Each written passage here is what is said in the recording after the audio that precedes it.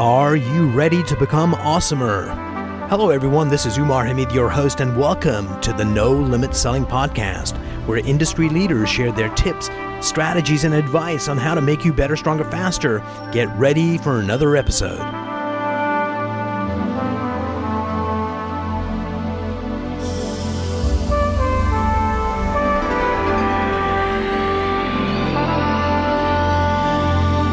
Today, I have the privilege of having Ryan O'Neill. He is the leader of the Minnesota real estate team. Ryan, welcome to the program. Thank you so much, Umar. Happy to be here. Excited to be here. Me too. So why don't you tell us who you are and what you do in 90 seconds? Yeah, just a brief background, Umar. I live in the Twin Cities in Minnesota, and I am the owner and manager of a team called the Minnesota Real Estate Team, which is a group of about 150 agents all around the Twin Cities area.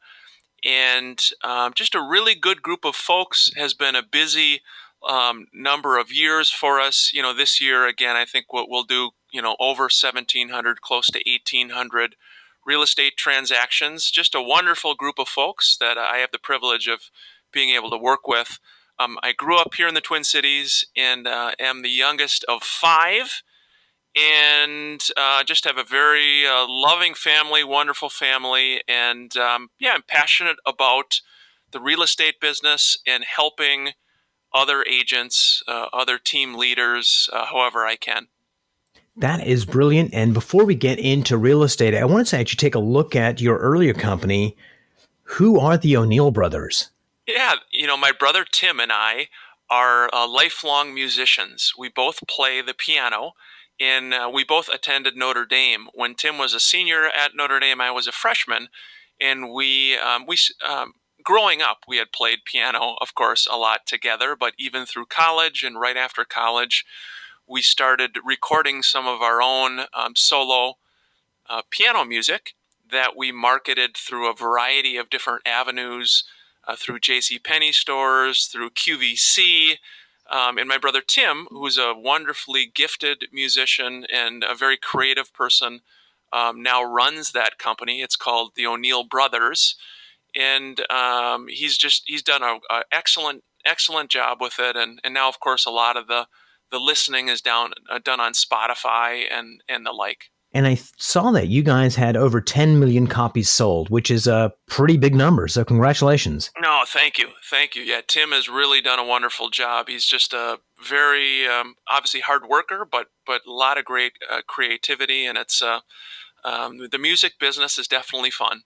Tell me about, now let's switch over to real estate because, that's, I'm really fascinated about that. The first question I have for you is most teams are the Umar Hamid team, but you chose to go the Minnesota real estate team. Why more of a branding rather than a personal brand? Yeah, for me, early on, I started in 2003 as an agent and worked with buyers, sellers, investors, all types of clients. And as for a lot of agents can probably relate that may be listening, you start to get busier and you realize that you can only do one thing at a time with the real estate job, of course. And for me, as I started generating more business, getting a little bit busier, I would pass clients or referrals on to maybe a couple agents that had started working with me that had joined the team.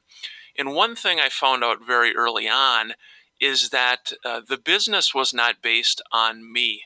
The business was really based upon providing a certain level of service, a certain kind of taking care of the client, and a really a focus on the consumer. And so a lot of times what I found, Umar, is that early on the agents with me would do a better job than I ever could in providing that outstanding service to the client. And so for me, what I wanted to focus on is finding these folks who could help, but more importantly, treating them well and retaining them. And so I found that by not having my name in the team and having more of a general team name, it allowed agents to still market themselves, have their own brand, and not have everything be about me, where they feel like they're maybe not, not on the front of the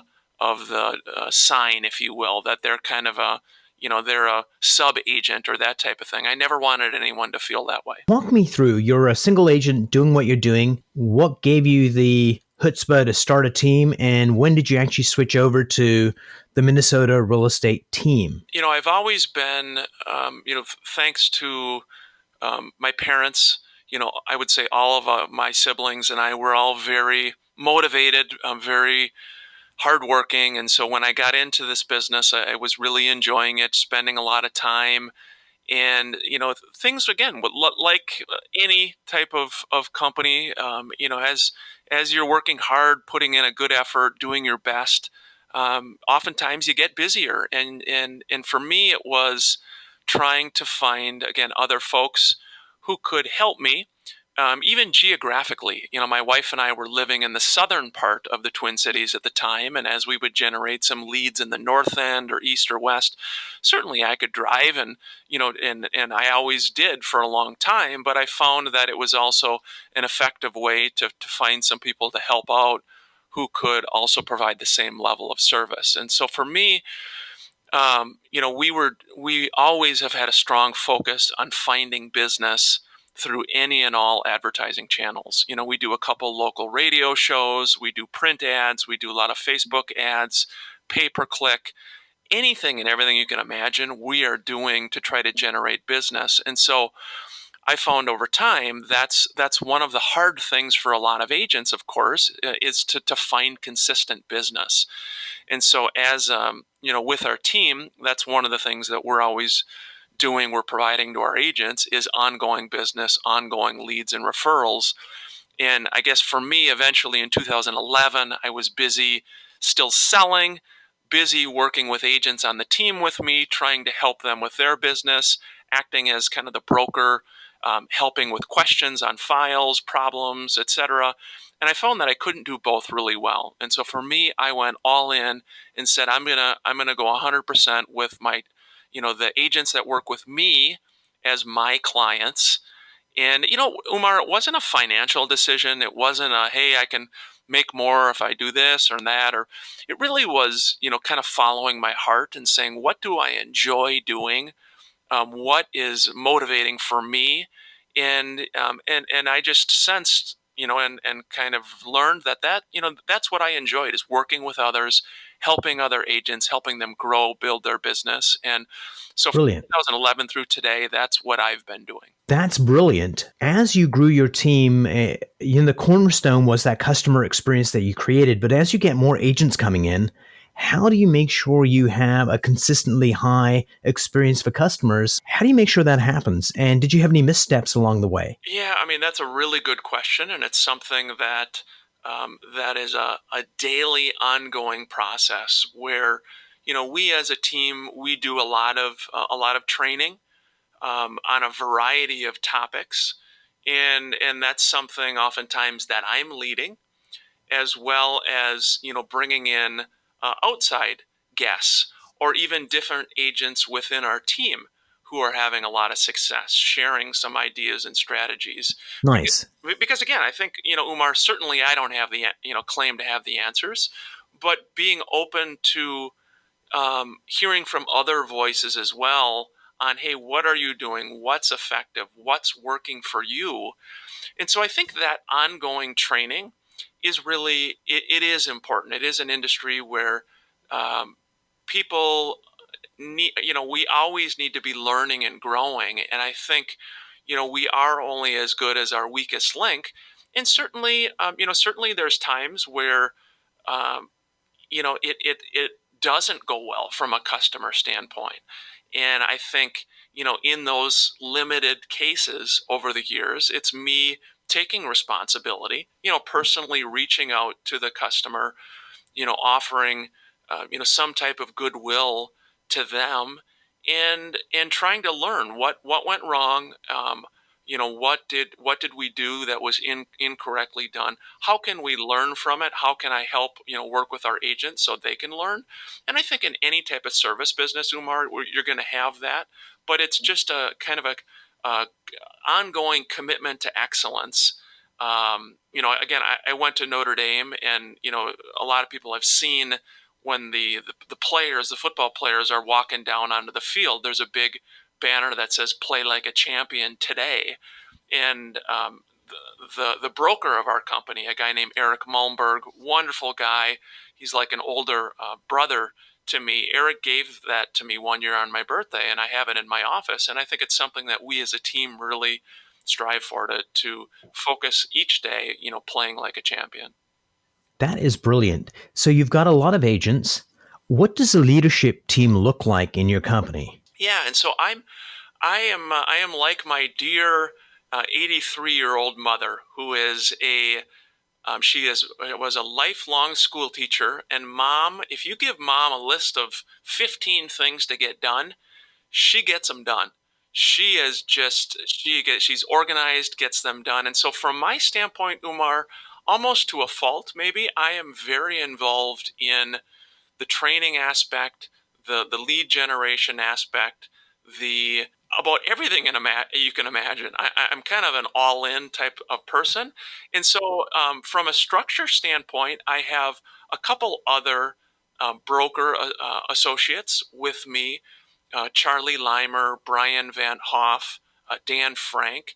Whenever I'm busy, if I'm tied up and there's a question from an agent on the team by email, phone, text, they're around to help, and so they're paid by me for for the amount of time they're investing. I have a full-time lead coordinator who helps keep track of what's going on lead wise, where the leads are going. Certainly, we've got some great CRM systems to manage those leads. I think that's really crucial for any agents, brokers listening. You have to track. You have to be systematized, and if you're not, that's okay. But you have to have someone who is in your organization. And again, thankfully, that is something that I'm kind of wired that way, to be able to really track where is business coming from, and kind of analyzing things. And so it's a small staff, very small staff, Umar, but small but powerful. Ryan, what are the three top sources for business for you? Yeah, I would say now top three areas are referrals. So over the years of having the good fortune of working with so many different folks here in the Twin Cities, this is a small market where name, brand, reputation, and goodwill are paramount. I think more than anything, I always tell our agents and team members, we're in the business of goodwill. And when you lose that goodwill with a consumer, with an agent, with anyone, it affects your business in a variety of ways. I'm kind of wired, Umar. I'm just for me, it's all about building goodwill with people, just not even from a business setting. It's just because of who I am as a person, and how I was brought up, and how just how I go about my day. But the reason I mention that is, again, I think from a really mature real estate business standpoint, people will find referrals from existing clients, past clients, agents on the team, huge source of business, and will be, for obviously, agents that have been doing this for a while. But with that being said, we also are always focusing on new business. So, we do a lot of, again, a lot of Facebook ads. Our radio shows are great, because that gives us an opportunity to, you know, provide information to people in the Twin Cities. And it's less about, hey, we're wonderful, we're great realtors, call me. Right. It's more about providing information, filling a need for the consumer. And then, just as a quick example, this past weekend, I got a call uh, um, it was a Sunday afternoon. Actually, it was a text into our radio show that said, "Hey, can you give us a call?" I reached out to him, and he said, "You know what? I'm a longtime listener of your radio show. It's been 4 years. My wife and I never thought we'd move, but we found this house that we're really interested in, and we want to work with you guys." And in this case, it was a $900,000 property. Our average sale price in the Twin Cities is like 240. We do all price points, by the way, but so this was very unusual. So I think sometimes as agents listening, it's less about selling and it's more about providing value and filling a need for the consumer. When that is done, the phone rings or you get the text. And I think that's just, again, when I started in the business, Umar, that's was one of my goals is I want to provide information and fill a need. I don't just want to throw myself on a bus bench and say, "Hi, I'm a realtor, call me." I would always say, "Why should I call?" That type of thing. So let me backtrack in two parts. The first part is give me your definition of goodwill and how is your system built, your processes built to make that happen? Yeah, goodwill to me, I think, is keeping a very positive, favorable, and friendly relationship with people. Now, I think that from a business standpoint helps tremendously. I'm from a agent, a broker, team leader standpoint, who may be working with another broker today may very well be interested in making a move tomorrow. And so, though I respect the competition and the fierce drive that a lot of team leaders, brokers have, my approach always has been to respect the reasoning people have for why they're at a certain company or why they're doing what they're doing, and really just trying to understand that, to listen. I think it's really important to listen. Oftentimes we can talk too much and never really listen, Yes. whether it's the consumer or our agent. But I think when you do that and you genuinely care and try to help, goodwill is created. And I don't know, Umar, I just think over time, I've seen it with my brother Tim, with his music business. I've seen it with our team over the years. I've seen it with a lot of friends, other family members, my brother's sister. When you try to do the right thing and build goodwill, over time things happen. And I think, from our agent standpoint, I certainly try to encourage our agent to do their best to um, have that with customers. And of course, it's not a perfect world, and there's a lot of problems and a lot of negative, and but I don't know. I just try to focus on what I can control every day: my attitude, my energy level, how I treat others, and how I respond to things. And at the end of the day, I just say onward and upward. If it's, if something negative happens, it's, you just have to try to learn from it, get some feedback, but continue moving forward in a positive way. The industry's changing. What are you foreseeing in the future and what are you doing to prepare your company to be relevant?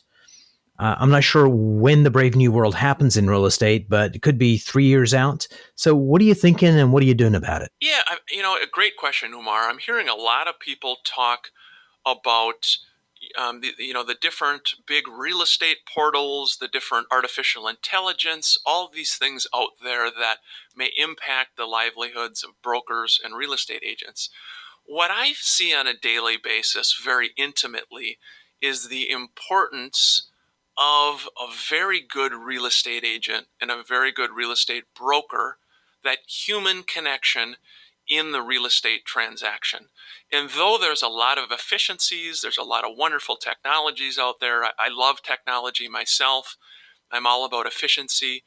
I think the importance of that human relationship as an agent and a broker is not going anywhere, in my opinion. And I think even more so, what I've seen the last couple years is with a lot of agents getting into the industry, with a improved market the last year or two, it's now even driven home the importance more so of really good, full-time agents who know what they're doing, who are helping consumers. And so, I think similar to 2005 and 6, when it was a good market, a really rising market, there were a lot of real estate agents that got into the industry. Then, with things slowing a little bit, maybe interest rates rising, this year was another crazy busy year here in Minnesota, in a lot of places around the country. that can't continue. That just doesn't always continue. And I think having agents that understand that this is a business, that it takes time to build your business, those full-time agents survive, so to speak. And a lot of times people get into it and they just find, hey, it's not my cup of tea. Right. So I'm probably going to, seeing maybe some agents get out of the industry. But I think overall for housing, very solid and stable. The last quick thing I'll mention, Umar, is the appraisal process is different now. So when we had the big crash in 2005 and 6, appraisers and mortgage professionals were like buddies in one room together. If they needed it to appraise for a certain number, That that happened. Yeah. well, now they're no longer together hanging out in the same room. It's a totally separate process. So for consumers, they're protected.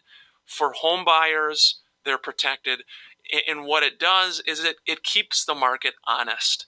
And so whether we see a 1% uptick in appreciation, 2%, I think it's going to be a slow and steady appreciating market with good things to come for full-time real estate professionals. Brilliant. Ryan, what's a book that you're reading now or you've read that really had a big impact in helping you become a better leader? You know what?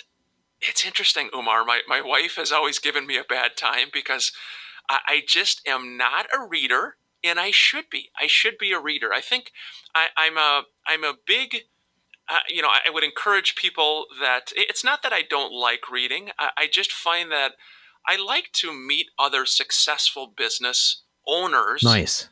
and connect with those folks, and take some time to be a student of the game and to try to learn. And so I think sometimes I love my daily Starbucks, and I like to reach out to folks, to whether it's a fellow business leader, someone in the community, could be totally unrelated to real estate, to just learn about them. What are you doing? What challenges are you finding? How have you built your company? Because I think that from a leader standpoint, I think being honest, being humble, and being always open to learn from other folks can help lead you to continued success. Ryan, thank you so much for sitting down with me. Enjoyed the interview, learned a lot. Thank you so much. Umar, real quick, the last thing I'm going to say is a big thank you to you. I encourage people also to listen to Umar's podcast. Really powerful stuff. I couldn't agree more with so many of your concepts. And I just think for sales leaders, managers, it is a valuable tool. And I really appreciate you even reaching out and thinking of me for this opportunity. Thank you so much. Absolutely. Have a great day.